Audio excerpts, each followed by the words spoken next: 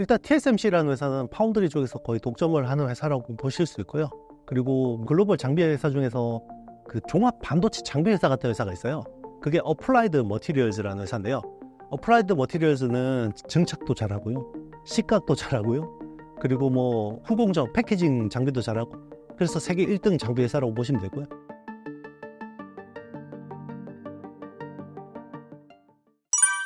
ASML은 반도체 분야의 기술을 바탕으로 독보적인 기업이 됐습니다. 이와 유사한 기업들은 어떤 곳들이 있을까요? 그리고 각 공정별 핵심 기업 소개도 부탁드립니다. 일단 TSMC라는 회사는 파운드리 쪽에서 거의 독점을 하는 회사라고 보실 수 있고요. 그리고 글로벌 장비 회사 중에서 그 종합 반도체 장비 회사 같은 회사가 있어요. 그게 어플라이드 머티리얼즈라는 회사인데요. 어플라이드 머티리얼즈는 증착도 잘하고요, 식각도 잘하고요, 그리고 뭐 후공정, 패키징 장비도 잘하고, 그래서 세계 1등 장비 회사라고 보시면 되고요. 2등 회사가 이제 노광 공정을 쥐고 있는 회사라고 보시면 되고요. 그리고 3등하고 4등을 보면 3, 4등이 항상 왔다 갔다 합니다. 미국의 램리서치라는 회사가 식각 잘하고요.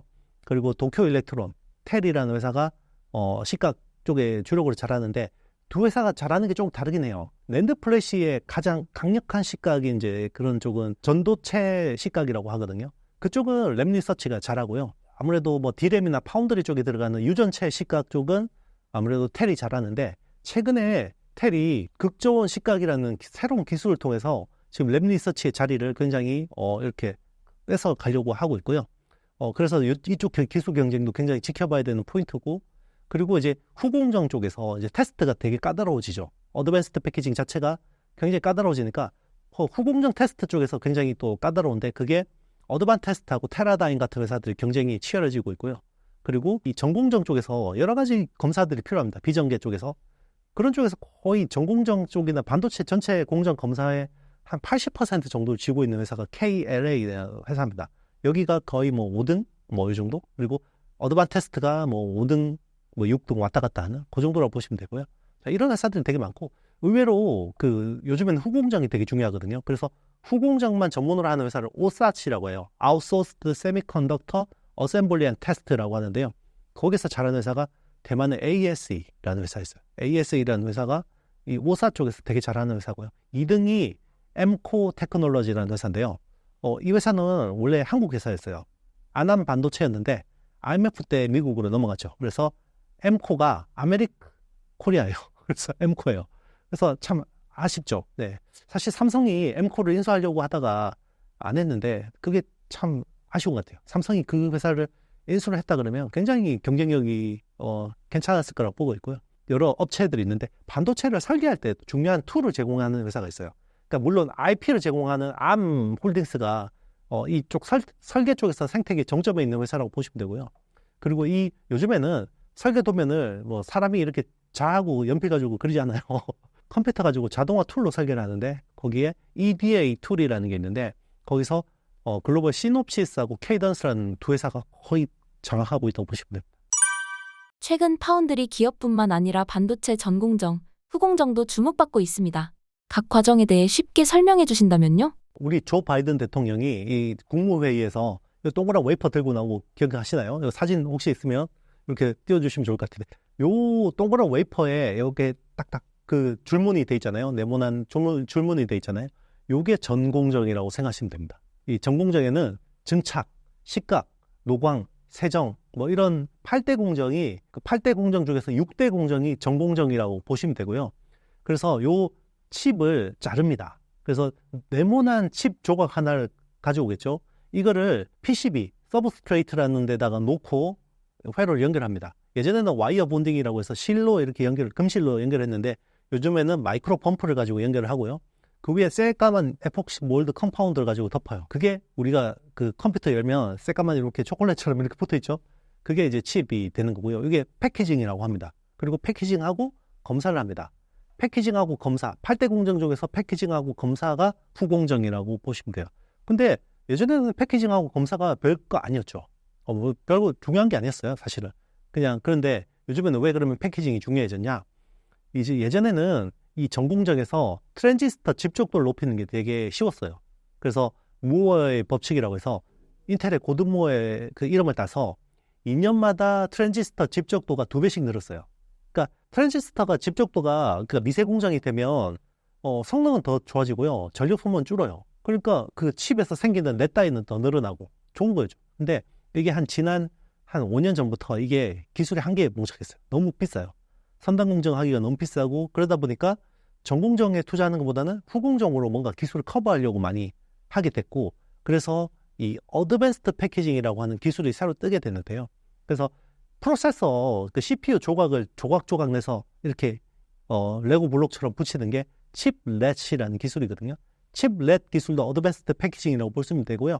최근에 우리 뭐 2.5D 그 AI 가속기 GPU하고 HBM 같은 이런 2.5D 구조로 하는 거는 이제 이종 집적 반도체라고 합니다. 그래서 칩이 다른 것들을 이렇게 엮어서 집적한다고 해서 헤테로지니어스 인테그레이션이라고 하거든요. 그런 기술이 되게 어려워요. 그러다 보니까 이 후공정에 예전에 전공정 못지않은 투자가 필요해졌고 그리고 검사 기술도 굉장히 까다로워졌고 그러면 그걸 담당하는 회사들이 돈을 많이 벌게 되는 거죠. 그래서 최근에 후공정이 뜰 수밖에 없었던 거는 결국 인간의 뇌를 모방한 AI 반도체 때문이다라고 생각하시면 됩니다. AI 시장이 폭증하면서 덩달아 주목받는 게 데이터 센터입니다. 데이터 센터의 어떤 점이 중요한가요? 그리고 국내 데이터 센터 관련 주식은 어떤 게 있을까요? 일단 AI는요. 아무도 예상치 않게 벌어졌어요. 그래서 AI 혁명이 올 거라고 누구는 생각하고 있었지만 챗GPT 때문에 불현듯 정말 사고처럼 찾아왔거든요. 그러니까 아무것도 준비가 안 돼 있죠. 그러니까 갑자기 AI 혁명이 시작되니까 제일 급한 게 뭐겠어요? 일단 반도체, AI 가속. 그러니까 엔비디아가 대박이 난 거죠.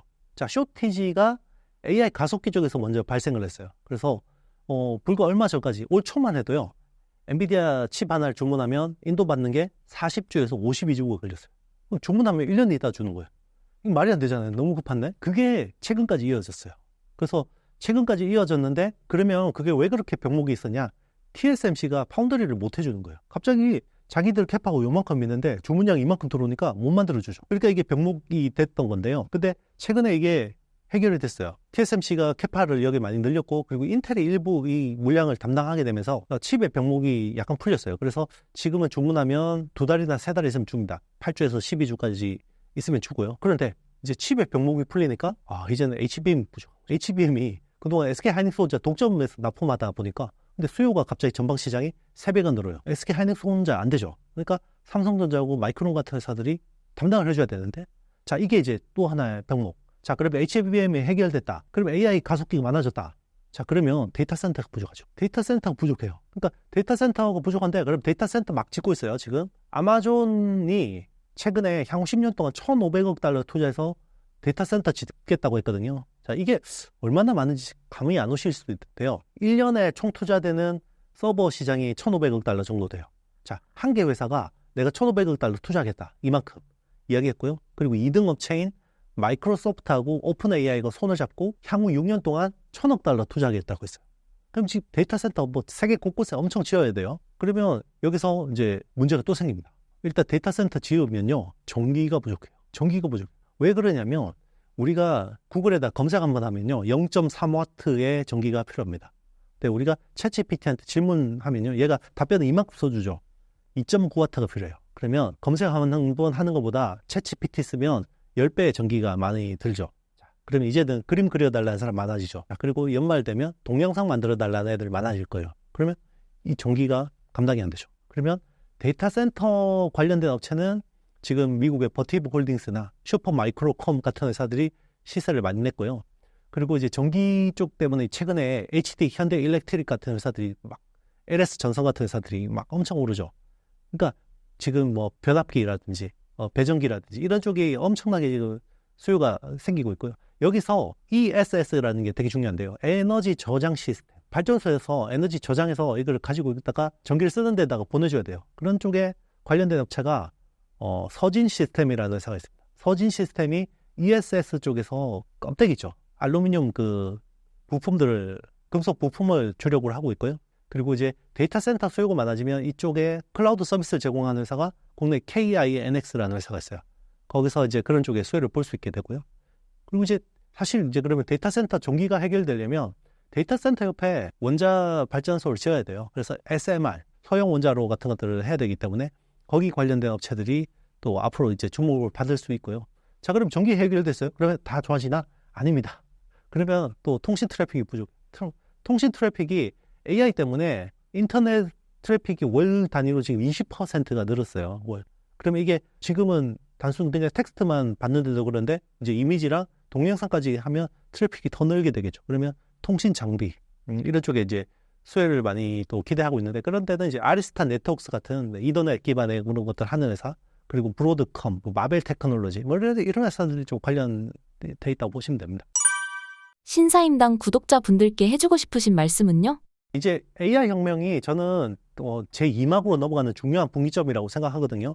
그래서 지금은 하반기 전략을 고민하는 게 되게 중요한 시점이라고 생각해요. 이게 잘하면 올해 진짜 주식 농사 제대로 지을 수 있는 거고요. 잘 못하면 올해 낸 수익 뭐 이런 것들이 더 이제 안 좋아질 수 있는데, 그런 부분들을 좀 잘 감안하시고 시장의 어떤 그 트렌드 변화에 대해서 잘 민감하게 잘 대응하시면 좋을 것 같고요. 그런 뭐 측면에서 뭐 제 책을 한번 읽어보시는 것도 굉장히 도움이 될 것 같습니다. 그래서 진짜 공부해야 된다. 지금은 본 게임이 이제 다가오고 있다 생각합니다. 그래서 잘 준비하신 분들은요, 진짜 이번 AI 사이클 제대로 누리실 수 있다고 생각합니다.